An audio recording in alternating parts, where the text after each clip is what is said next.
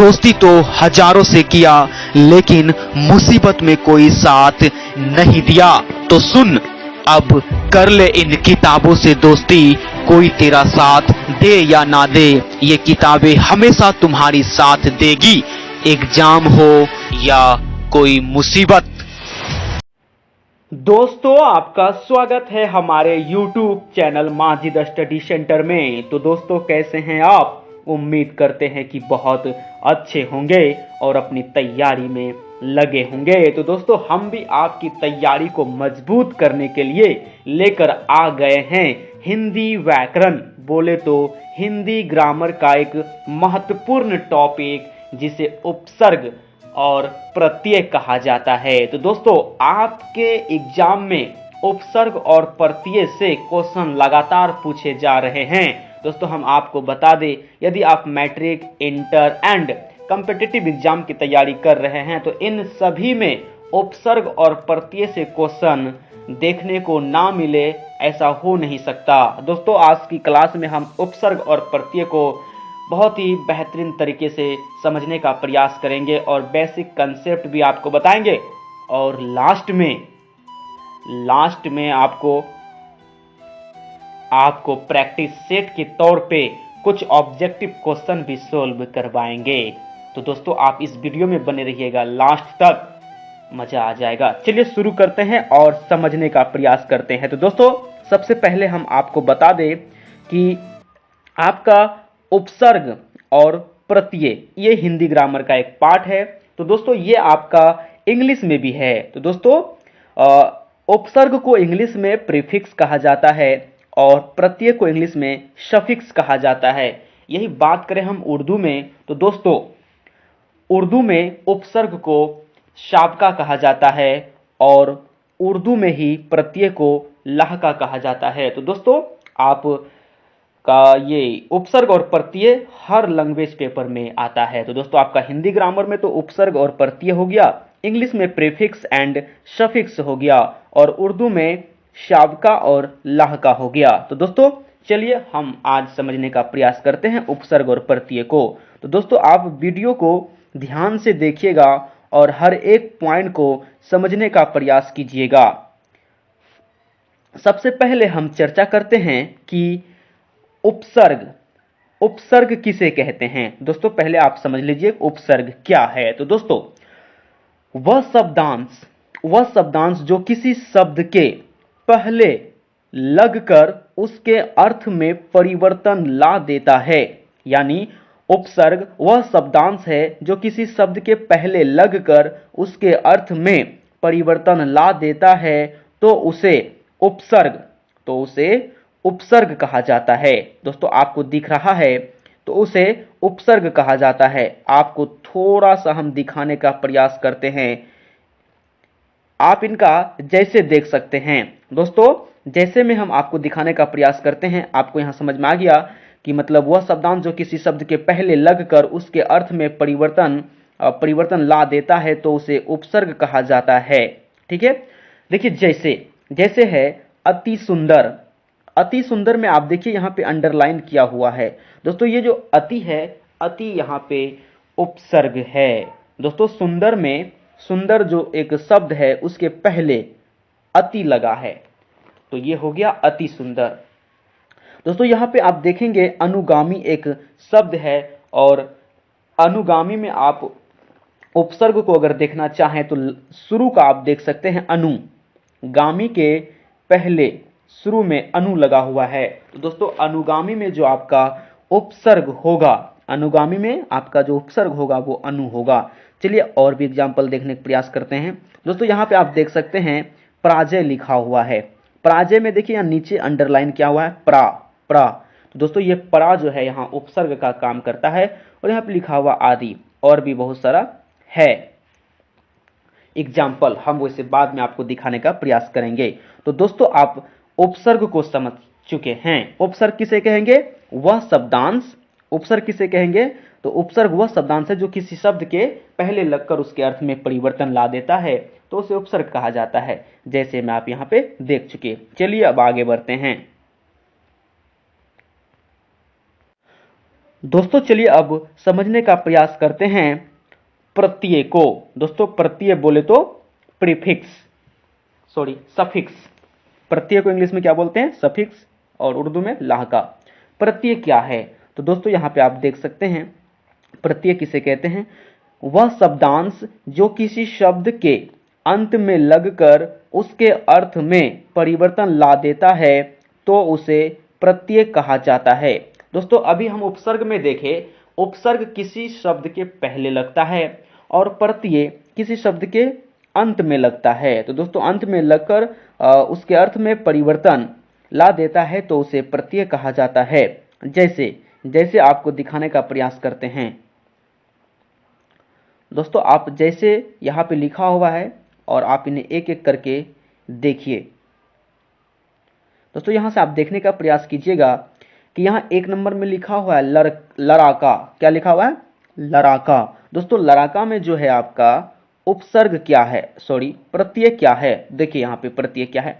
आप लड़ाका, आ का लास्ट में जो उच्चारण आ रहा है ना, आ का, तो दोस्तों लास्ट में जो है आ का है प्रत्यय। उसके बाद है टिकाऊ। टिकाऊ में देखिए आप टिकाऊ, आऊ, लास्ट में क्या उच्चारण आ रहा है? आऊ का। तो दोस्तों आऊ हो गया यहाँ पे प्रत्यय। 3 नंबर में देखिए, 3 नंबर में है झगड़ालू। झगड़ालू, आलू, लास्ट में क्या है? आलू। तो दोस्तों यहां पे हो जाएगा आपका आलू प्रत्यय। उसी तरह से आप यहां पे देखने का प्रयास कीजिए सुहावन। सुहावन, सुहावन में देखिए आप क्या है? सुहावन में आपका जो प्रत्यय है वो वन है। क्या है? वन। लास्ट में लिखा हुआ है वन, तो यहां पे हो गया वन, अंत में लगता है प्रत्यय। आगे है चिकनाहट। चिकनाहट में क्या है आपका? लास्ट में देखिए हट, चिकना उसमें जुटा है क्या? हट, चिकनाहट। तो दोस्तों ये हट हो गया प्रत्यय।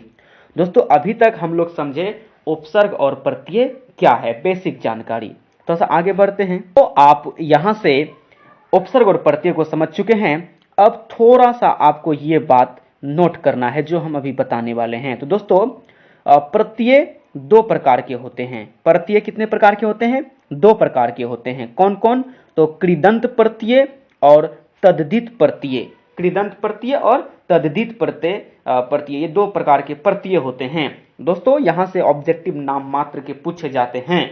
और एक पॉइंट नोट कर लीजिए आप, कृदंत प्रत्यय 5 प्रकार के होते हैं और तद्धित प्रत्यय भी 5 प्रकार के होते हैं। बस ये 2 पॉइंट आप ध्यान में रखिएगा कि प्रत्यय 2 प्रकार के होते हैं, कृदंत प्रत्यय और तद्धित प्रत्यय।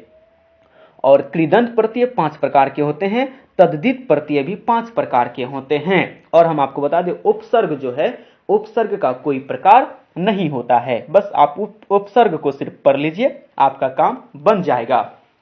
और यहां पे प्रत्यय के 2 प्रकार हैं, इन्हें आप सिर्फ याद कर लीजिए, कृदंत प्रत्यय और तद्धित प्रत्यय। और दोनों के 5-5 प्रकार होते हैं। बस अब चलिए हम लगाते हैं ऑब्जेक्टिव क्वेश्चन। यहां पे देखते हैं आपको उपसर्ग और प्रत्यय समझ में आया या नहीं। आप हमारे साथ टेस्ट दीजिए ऑब्जेक्टिव टाइप का। चलिए आपको लेके चलते हैं ऑब्जेक्टिव की तरफ। दोस्तों यहां पर उन्हीं ऑब्जेक्टिव को शामिल किया गया है जो आपके एग्जाम में पूछा गया है। आलतू फालतू ऑब्जेक्टिव हम आपको नहीं बताएंगे।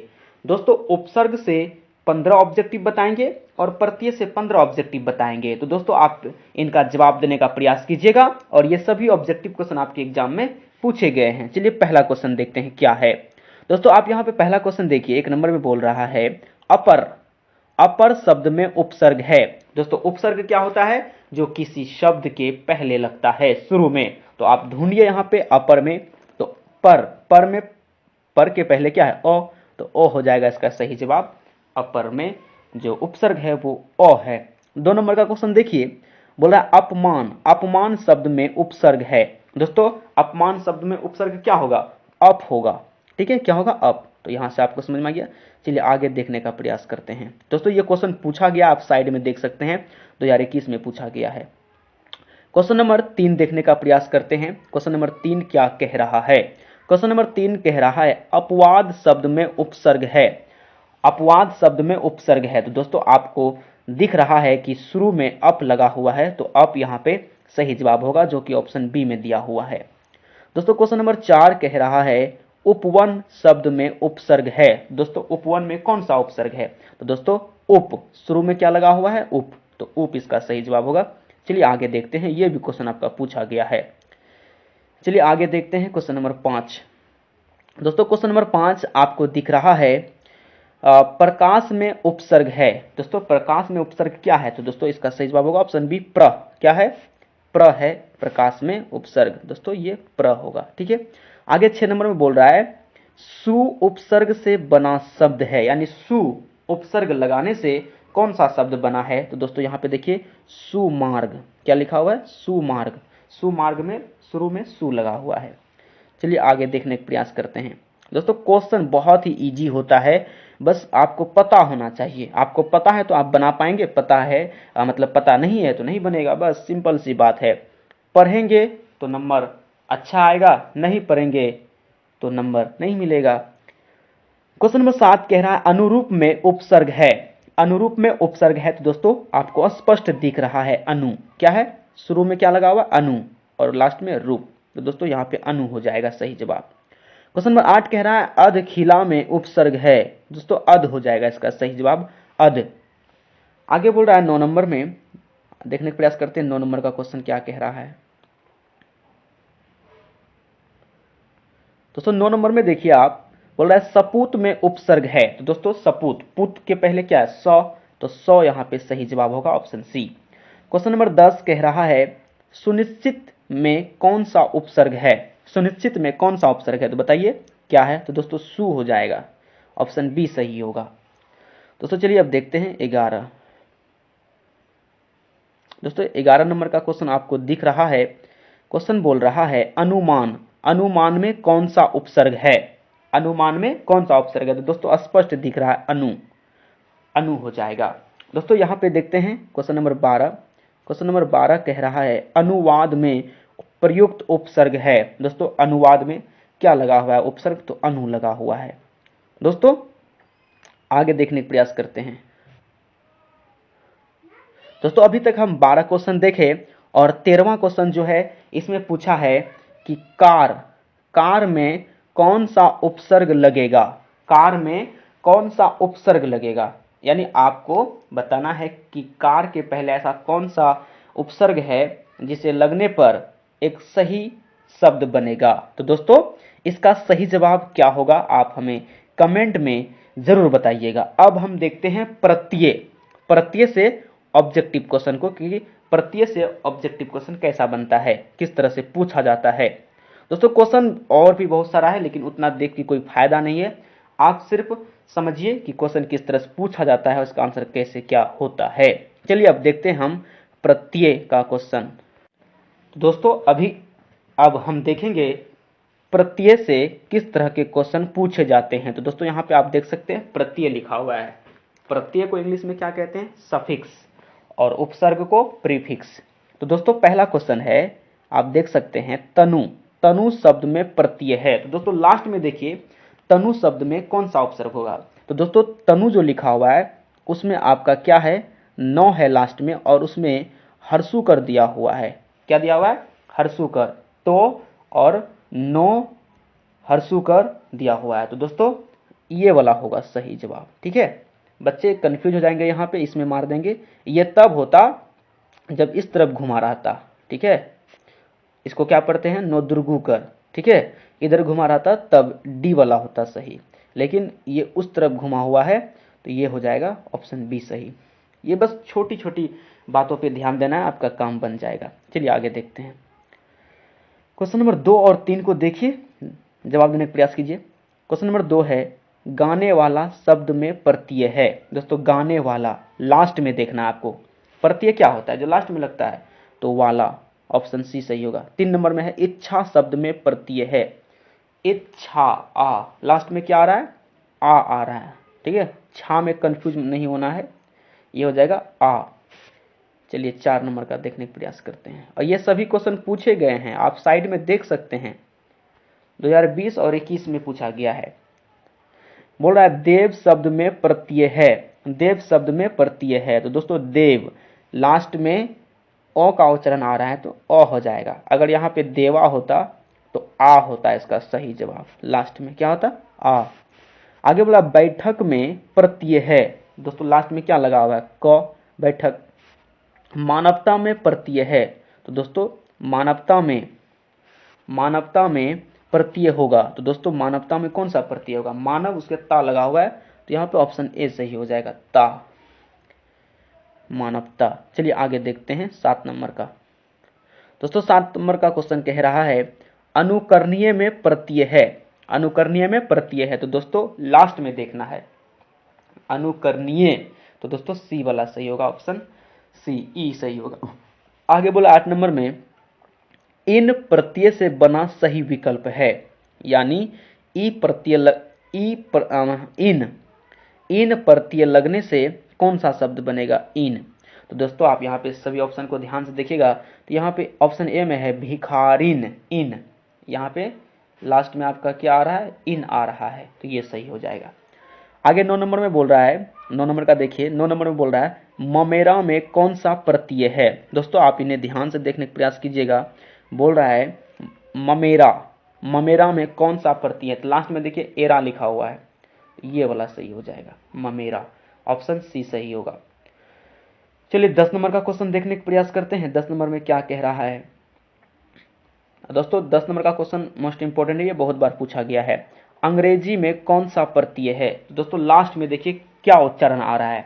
अंग्रेजी, ई आ रहा है, ठीक है, ये हो जाएगा डी नंबर सही। 11 नंबर में बोल रहा है कि आई प्रत्यय से बने शब्द है। यानी आई प्रत्यय लगने से कौन कौन शब्द बना है आपको बताना है। तो दोस्तों आप देखेंगे सभी ऑप्शन को, आई सब में है, लड़ाई आई, सिलाई आई, पढ़ाई आई, सब में आई आ रहा है लास्ट में। तो दोस्तों इसका सही जवाब होगा ऑप्शन डी, सभी। दोस्तों एक सवाल हम आपको देते हैं, आप इनका जवाब कमेंट में बताइएगा। आपको ऑप्शन हम नहीं देंगे, आपको ऑप्शन जो है ना, ऑप्शन नहीं देंगे, आपको ऐसे ही जवाब देना है। दोस्तों आनी से कौन सा प्रत्यय बनेगा? आनी से मतलब आनी प्रत्यय लगने से कौन कौन शब्द बनेगा, जो भी आपके मन में आएगा आप बता सकते हैं, ठीक है। आनी आना चाहिए लास्ट में, जैसे यहाँ पे था ना आई, सब में लास्ट में आ रहा था पढ़ाई, लड़ाई आई, सिलाई, भिलाई, ये सब भी आता है इसमें। तो आनी से कौन कौन बनेगा? ऑप्शन ए में जो सेठानी है ये सही है, ठीक है, नौकरानी ये भी सही है। दोस्तों इसका जिस तरह से ये डी सही हुआ है ना, उसी तरह से इसका भी डी सही है, लेकिन आपको बताना है कि सेठानी नौकरानी ये तो दो गो हो गया, और तीसरा क्या होगा बताओ ना, मतलब सोच के बताना, ठीक है। तो दोस्तों आज की वीडियो में बस इतना ही, मिलते हैं नेक्स्ट वीडियो में, तब तक के लिए बाय बाय, जय हिंद, जय भारत।